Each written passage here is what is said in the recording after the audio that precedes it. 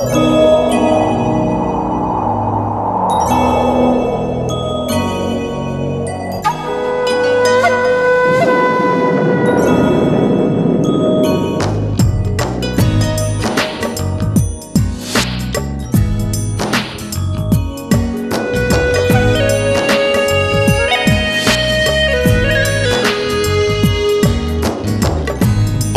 মন বল কে সুখী বল, কতটা মেঘে কতটা জল, কতটা সুখে কতটা ফাগুন, কতটা দুঃখে কতটা গুণ।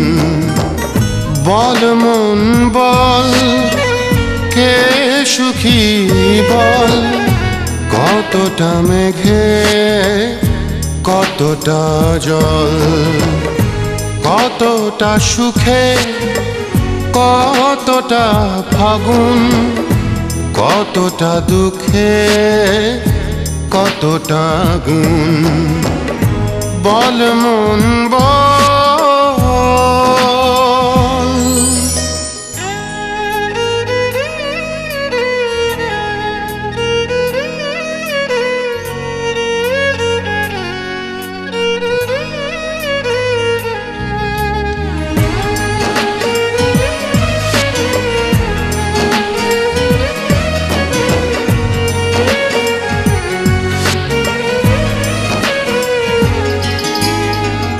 সুখ পাখি গেছে উড়ে চেনা পথ ভুল করে, আমি একা দূরে বহু দূরে। শ্রাবণ আকাশটা অভিমানী মনটা এক নদী হলো দু চোখে। কে যেন আমাকে একাকী রাখে। বল মন বল কে সুখী বল।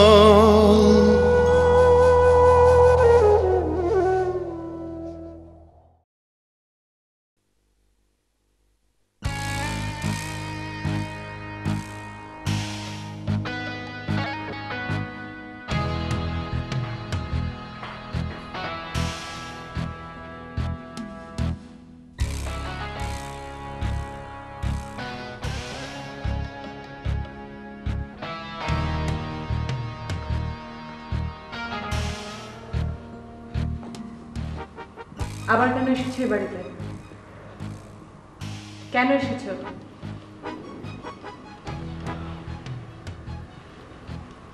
হ্যাঁ এসেছি, কিন্তু এইবারের আসার সাথে আগের বারের আসার একটা সূক্ষ্ম পার্থক্য আছে। আগের বার ছিলাম দরজার বাইরে, এইবার দরজার ভিতরে। আপনি কিন্তু আপনার কথা রাখেননি।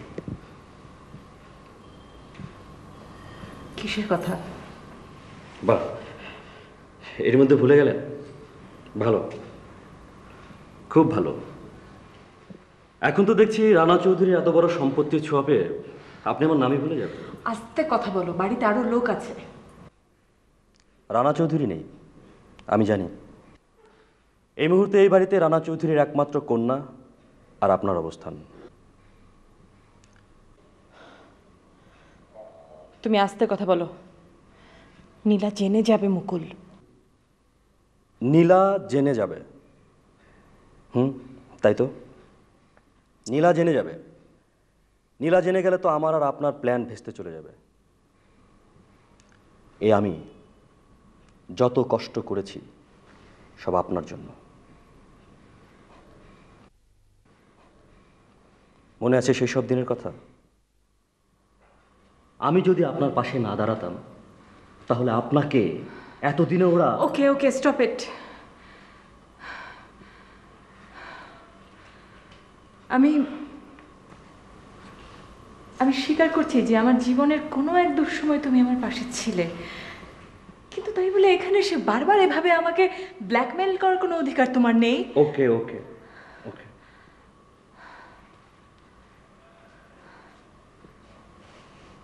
আমাকে আপনার রানা চৌধুরীর কোম্পানিতে অ্যাপয়েন্ট করার কথা ছিল।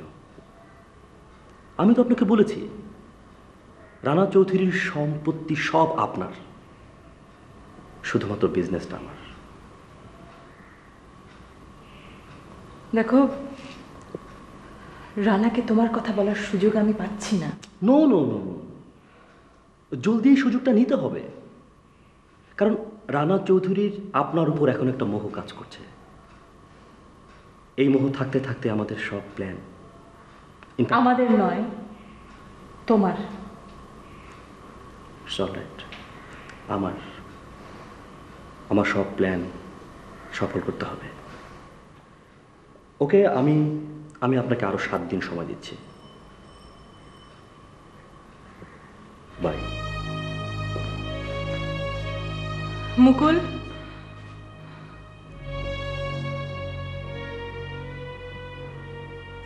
ও কেমন আছে মুকুল?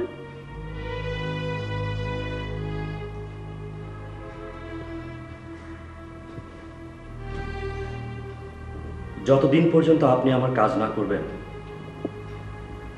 ততদিন পর্যন্ত ওর কোনো খবর আপনি পাবেন না।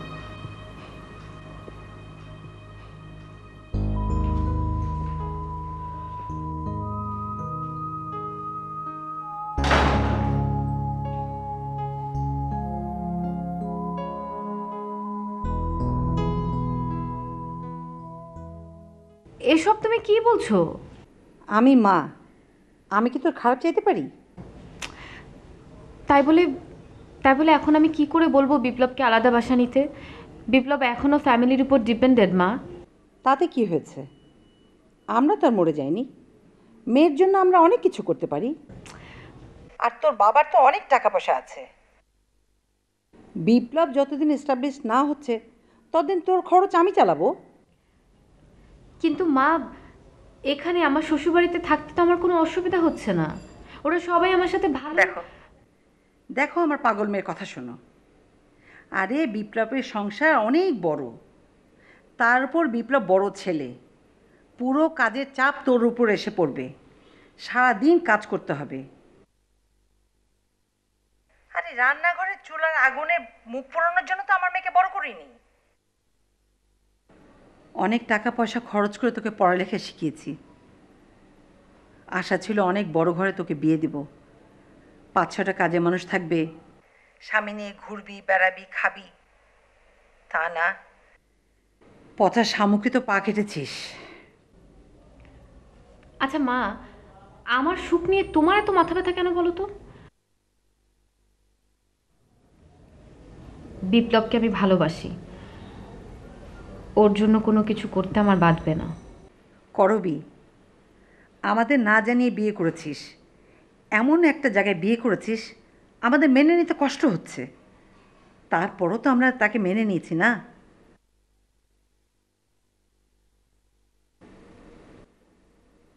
এবার আমাদেরকে একটু শান্তি দে। মা হয়ে কি আমি তোর কাছে হাত জোড় করব? এখনো সময় আছে। তুই বিপ্লবকে নিয়ে আলাদা সংসার কর।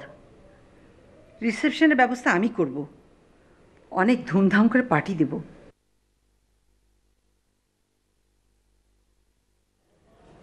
এ সময় বাসার অবস্থা ভালো না, 2 দিন হলো শম্পাকে পাওয়া যাচ্ছে না।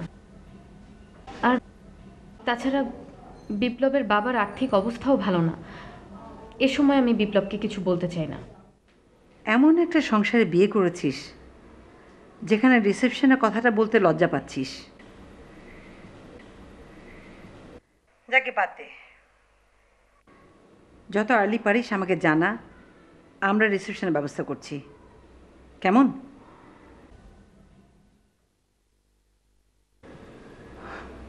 ওকে।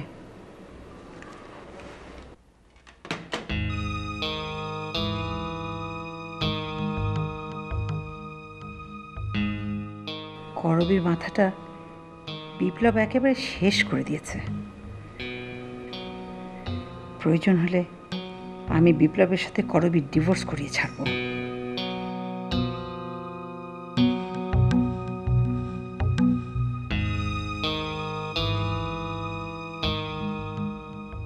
এসব কি হচ্ছে?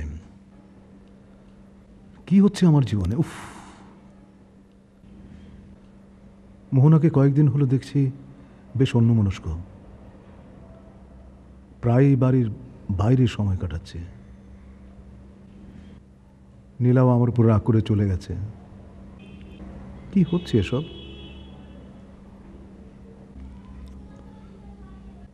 মোহনা কি আদৌ আমাকে বুঝতে পারছে? আমার মেয়ে নীলা বাড়িতে নেই, অথচ অথচ মোহনা এ ব্যাপারে একদম উদাসীন। কেন?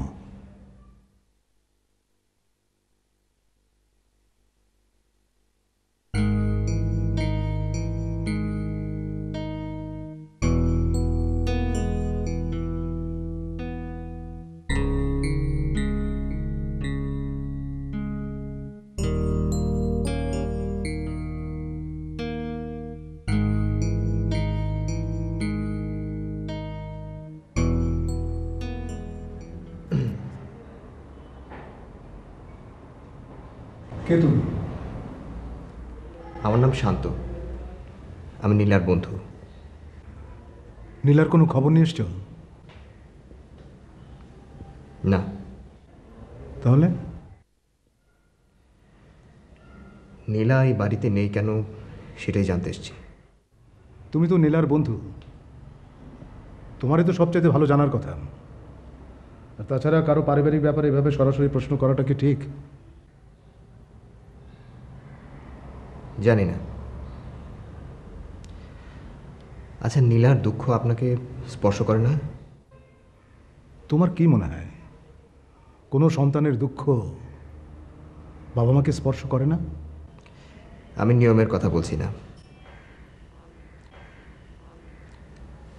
অস্বাভাবিক একজন বাবার বোধ নিয়ে কথা বলছি। How dare you! এ কথা বলার সাহস তুমি কোথায় পেলে? আমার মেয়েও আমাকে কোনোদিন এই ধরনের প্রশ্ন করেনি। নীলা আমার অনেক কাছের একজন বন্ধু। ও যখন প্রায় রাতেই ফ্রাস্ট্রেটেড হয়ে শহরের এখানে সেখানে পড়ে থাকতো, তখন নিজের অজান্তেই ওর জীবনের অনেক দুঃখ কষ্টের কথা আমাকে বলেছে।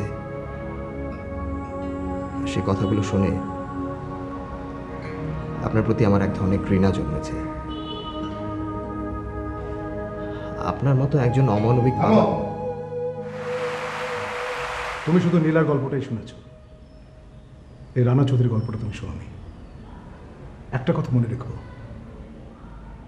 যে অভিযোগ করে এবং যার প্রতি অভিযোগ করে, এই দুটো দিকই নিখুঁতভাবে পর্যালোচনা করে তারপর একটা সমাধানে আসতে হয়। তার কারণ যে অভিযোগ করে সেও তো অভিযোগের একটা কারণ হয়ে দাঁড়াতে পারে। মানুষ তার জীবনে যা দেখে বা শোনে, তার থেকেই সে তার জীবনের লজিক তৈরি করে। আমার চোখে আপনি অপরাধী। নীলার যদি আরো অধঃপতন হয়, তাহলে তার জন্য দায়ী হবেন আপনি। এবং আমি নীলার বন্ধু হিসেবে আপনাকে ছেড়ে দেব না।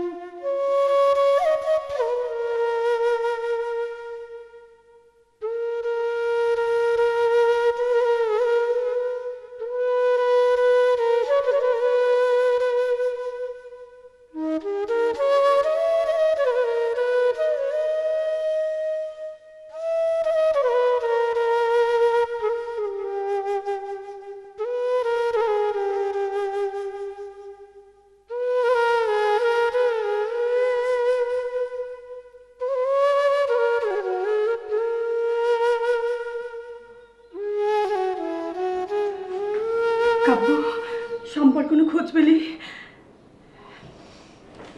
না মা, আমি আসলে মা হসপিটালে গেছি, ক্লিনিকগুলোতে গেছি, স্টেশনগুলোতে গেছিলাম, কিন্তু আসলে কোথাও পেলাম না।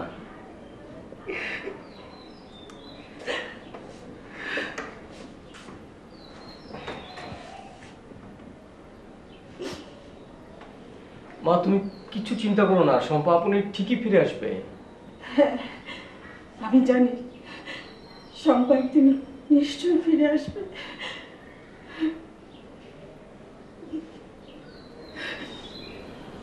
মা শোনো, মা তুমি তুমি আর কেঁদো না তো মা। তোমার কান্না দেখলে আমার অনেক কষ্ট হয় মা। সারা জীবন তুমি এই বাড়ির জন্য অনেক কষ্ট করেছো। আমি তোমার ছেলে হয়ে এতটুকু আনন্দ তোমাকে আমি দিতে পারিনি মা। আমি তো জানি শম্পা আপনি আমাদের জন্যে। যা, তুই হাত মুখ ধুইলে শম্পার কথা আমি আর শুনতে চাই না। আমাকে একটু একা থাকতে দে। যা।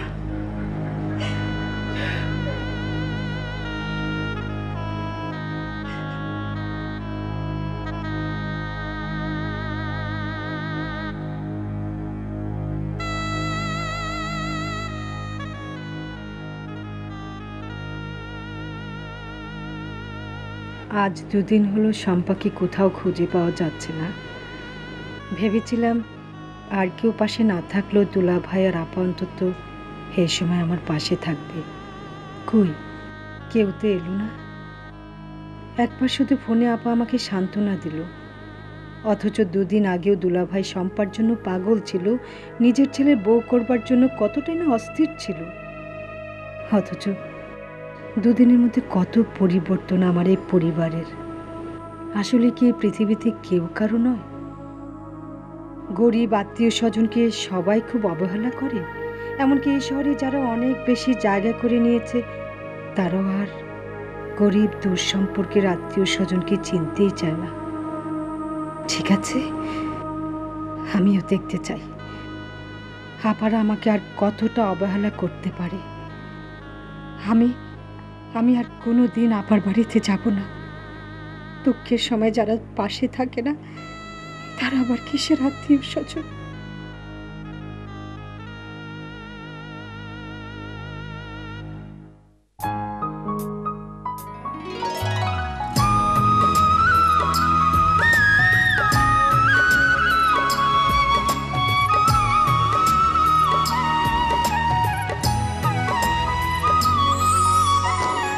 নীল রাতে মেঘ এলো, তারাগুলো নিভে গেল, আমি আজ বড় এলো মেলো। দক্ষিণ বাতাসটা কত চেনা মুখটা, ঝড় তোলে কেন এই বুকে, কে যেন আমাকে কাছে ডাকে।